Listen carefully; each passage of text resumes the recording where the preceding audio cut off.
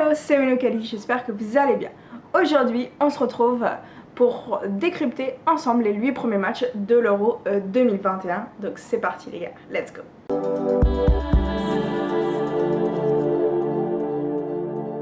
Donc on va commencer par le groupe A, donc le groupe qui a ouvert la marche de cet Euro. Et c'était bien sûr le match Turquie-Italie, très beau match quand même, qui a eu un peu de mal à démarrer, la première mi-temps a été un peu longue. Et bien sûr ça finit sur un 3-0, vous pouvez aller voir bien sûr ma vidéo que j'ai fait en réaction en direct sur ce match là.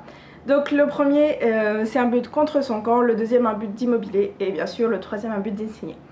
Très beau match, très beau but. On continue. Le deuxième match de ce groupe A, c'était le match Pays de Galles face à la Suisse où là-dessus j'ai été un peu surprise et déçue. Surprise de l'équipe du Pays de Galles et en même temps très déçue de l'équipe de Suisse, que je m'attendais à mieux et je trouve qu'ils ont un peu raté leur rentrée dans cet Euro 2020. Est-ce qu'ils vont le regretter? J'espère pas pour eux, mais en tout cas ça laisse ils perdent des points je trouve assez bêtement là-dessus, qu'ils pouvaient aller chercher assez facilement face à cette équipe du Pays de Galles. Donc ça finit sur un score de 1-1 avec un but de la Suisse en premier, avec un but d'Imbolo, avec un but ensuite de Moore pour le Pays de Galles. Pour le groupe B, on est sur d'abord le match Belgique face à la Russie. La Belgique qui voulait soigner son entrée, la Russie aussi qui peut être l'équipe qui peut surprendre l'outsider, qui rentre comme ça dans un Euro puis peut faire fort. Très déçue par cette équipe de Russie, honnêtement je pensais qu'elle pouvait faire mieux face à la Belgique, mais les Diables Rouges étaient extrêmement forts et réalistes. Donc bien sûr le buteur, un doublé de Lukaku et un but de Meunier. 3-0, score normal, pas vraiment de surprise, mais je m'attendais un petit peu mieux avec cette équipe de Russie. Ensuite bien sûr l'autre match de ce groupe c'est Danemark face à la Finlande. Tout le monde a été choqué par ces images d'Eriksen qui fait un arrêt cardiaque en plein sur le terrain, ça a été dur. Honnêtement je pense que j'ai été beaucoup touchée par ce qui s'est passé, puis par ce choc. Et ouais, voilà. Donc la Finlande qui s'impose, mais c'est même pas ce qu'on va retenir de ce match, puis genre... Voilà, genre 1-0 pour la Finlande sur une seule action, un seul but, puis voilà c'est tout. Mais bon, qu'est-ce que tu veux, c'est comme ça, c'est le foot, mais c'est pas des images qu'on aime voir, pas pendant un Euro, pas pendant la joie, puis le bonheur qu'on est censé recevoir. Et que tu vois un joueur faire un malaise comme ça, on a craint le pire, mais heureusement ça va mieux. Même s'il commence à avoir pas mal au moment où j'enregistre de rumeurs qui disent que l'UEFA aurait obligé l'équipe du Danemark à reprendre le match soit samedi soit le dimanche, sinon ils allaient déclarer forfait et par une défaite de 3-0, ce qui serait vraiment dégueulasse de leur part, mais ce qui m'étonnerait pas tant vu que tout est une question d'argent dans le monde du football. Donc en tout cas, courage Eriksen, puis on pense tous à toi, puis on t'envoie tous de la force. On passe maintenant au groupe C, qui le premier match était l'Autriche face à la Macédoine du Nord, où là-dessus l'Autriche devait faire vraiment bonne impression. La Macédoine était peut-être une équipe qui pouvait nous surprendre, des fois il y a toujours des surprises, mais l'Autriche a tenu bon et a gagné 3-1 face à l'équipe de Macédoine du Nord. Donc avec les buteurs Leonard Gregoric et Anatovic. Et pour la Macédoine du Nord, c'était le buteur Pandeth. Et ensuite on a bien sûr l'équipe, le super match qui pour moi est le plus beau de cet Euro pour l'instant, qui est le Pays-Bas face à l'Ukraine. Un score 3-2 pour les Pays-Bas, mais avec le Pays-Bas qui mène 2-0, l'Ukraine qui revient à 2-2. Et enfin la fin du match, le Pays-Bas s'impose 3-2. Match de folie, match d'anthologie. Très très beau match, si vous l'avez pas vu c'est vraiment dommage, moi j'ai pu voir que 30 minutes, mais c'était vraiment nice. J'ai adoré ce match et honnêtement je suis pressée de revoir cette équipe du Pays-Bas qui m'a vraiment fait de grande impression.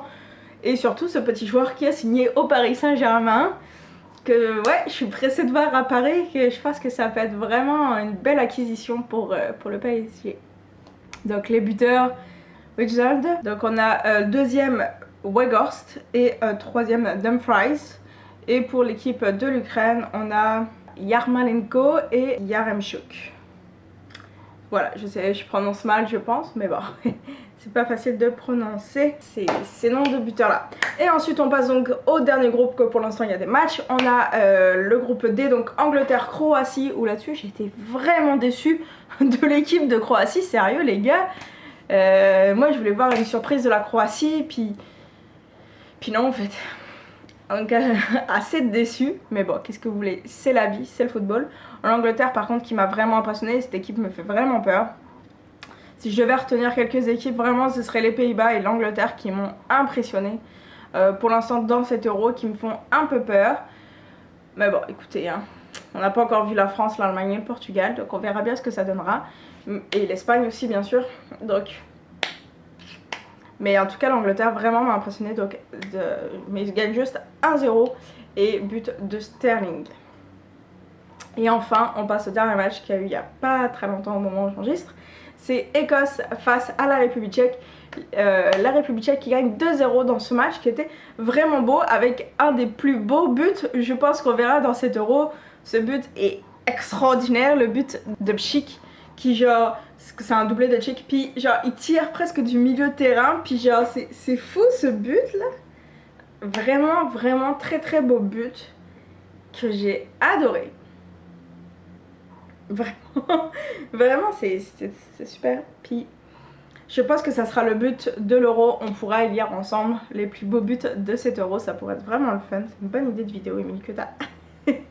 Et donc c'est ça. L'Écosse qui m'a déçue parce que je trouve qu'elle commence bien ce match.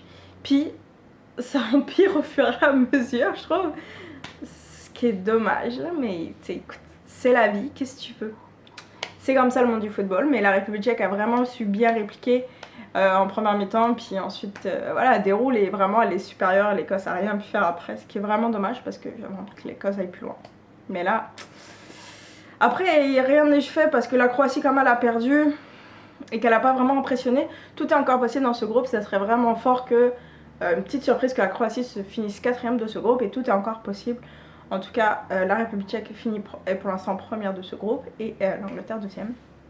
Mais en tout cas, beaucoup de possibilités dans ce groupe aussi. Ensuite, il restera donc les matchs de la Pologne, de l'Espagne, bien sûr de l'Allemagne et du Portugal. Enfin bref, toutes ces équipes-là, le groupe donc E et F, que ça pourrait être vraiment cool de voir. Et je suis très pressée de voir ces matchs. Donc... n'hésitez pas vous à me dire ce que vous avez pensé de ces 8 premiers matchs. Est-ce que vous êtes content de cet Euro? On voit quand même beaucoup de buts, ce qui est cool. Quel est pour vous le plus beau but, le plus beau match à date? Et bien sûr les équipes qui vous ont impressionné et que vous ne sentiez pas qu'elles étaient à ce niveau-là. N'hésitez pas à me dire tout ça en commentaire, à vous abonner pour voir les prochaines réactions de matchs en direct ou de débriefs de matchs. C'était Minokali, tchuss les gars.